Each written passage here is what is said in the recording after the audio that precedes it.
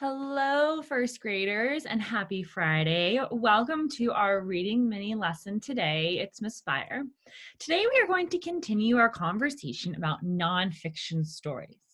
Sometimes a nonfiction book may sound like a story, but the author is giving information. Today, we are going to explore two texts, Boomer's Checkup and The Cactus Hotel. And we are going to see if we can notice if these nonfiction stories sound like a story. Okay, let's get started first with Boomer's Checkup. We are going to read Boomer's Checkup together. And as we are reading, I want you to think about whether this is a fiction story or a nonfiction book. Boomer's Checkup. Boomer was Calvin's frisky little dog. It was time for Boomer's checkup, so Calvin and his dad took him to the vet. Don't worry, Boomer, I had a checkup too. First, the vet weighed Boomer. Boomer looked scared. He did not wag his tail. Don't worry, Boomer, my doctor weighed me too. Next, the vet looked in Boomer's mouth. She checked his teeth and gums. Looks good, she said, but Boomer did not wag his tail. Don't worry, Boomer. My doctor checked my mouth too. Then the vet looked in Boomer's eyes. She shined a light in each eye. Looks good, she said, but Boomer did not wag his tail. Don't worry, Boomer. My doctor looked in my eyes too. The vet looked in Boomer's ears next. They look good, she said, but Boomer did not wag his tail. Don't worry, Boomer. My doctor looked in my ears too. Then the vet listened to Boomer's chest. She used a stethoscope. Sounds good, she said, but Boomer did not wag his tail. Don't worry, Boomer. My doctor listened to my chest too. Then Boomer held up his paw. The vet saw a thorn in his paw, and before Boomer even noticed, she pulled out the thorn. Don't worry, Boomer. It will be okay. Finally, Boomer wagged his tail.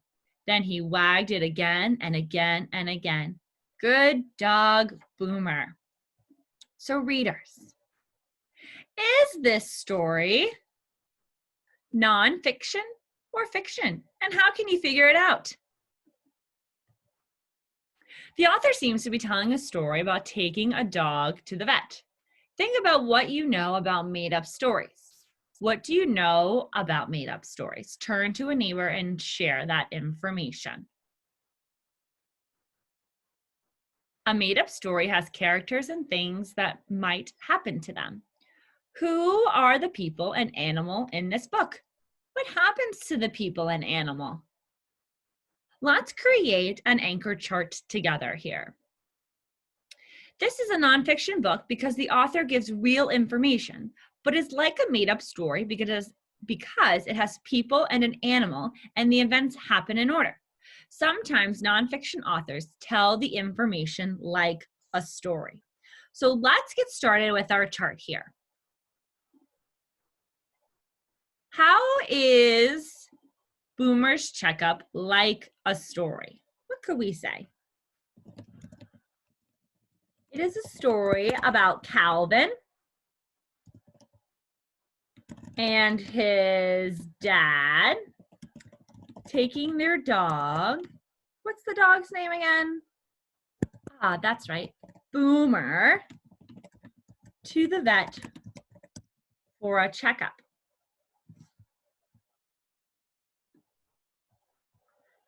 That's how our story is like a story here. And how is it like nonfiction?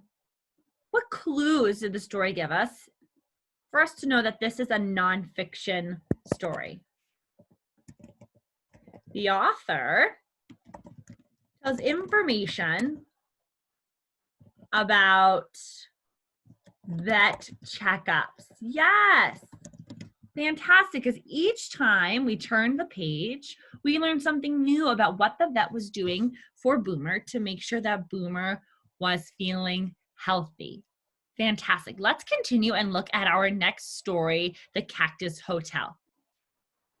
Okay, as I read The Cactus Hotel, please think about how you can tell if it's a fiction or a nonfiction story. The Cactus Hotel. In the hot, dry desert, a big cactus is like a hotel for animals. Some animals live in the spiny cactus, and some just stop by to eat or take a nap. It's almost sunrise. Some animals are waking up, but some are going to sleep. Listen, someone is coming now. Who, who, who? An elf owl made a nest in the thick stem. She has a scorpion for her hungry chicks to eat. The chicks call to her, peep, peep, peep. Then she hears another animal coming. She flies into her nest to sleep for the day. Buzz, buzz, buzz.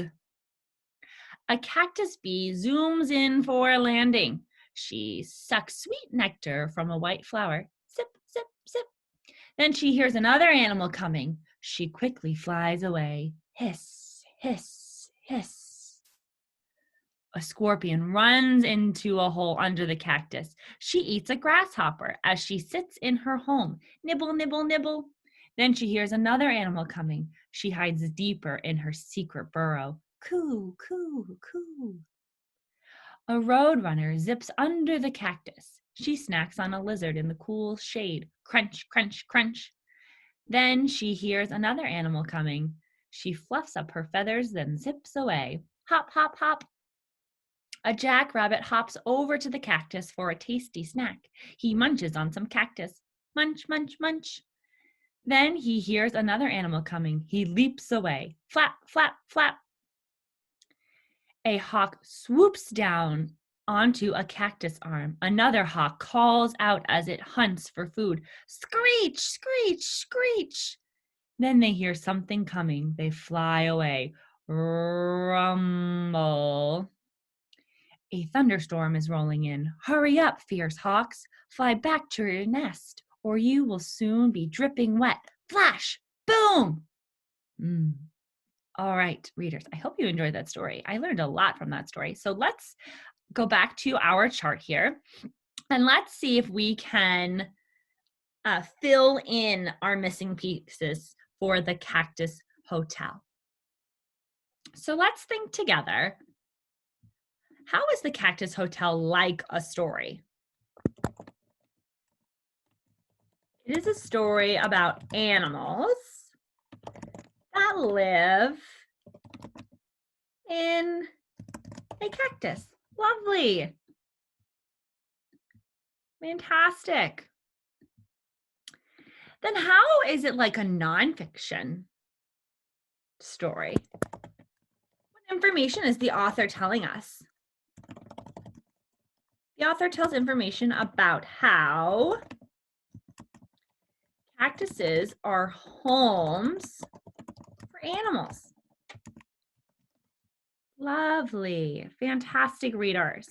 So let's just recap. Sometimes nonfiction authors tell information like a story, just like we read in Boomer's Checkup and The Cactus Hotel. But both of these authors were telling us real information and real facts.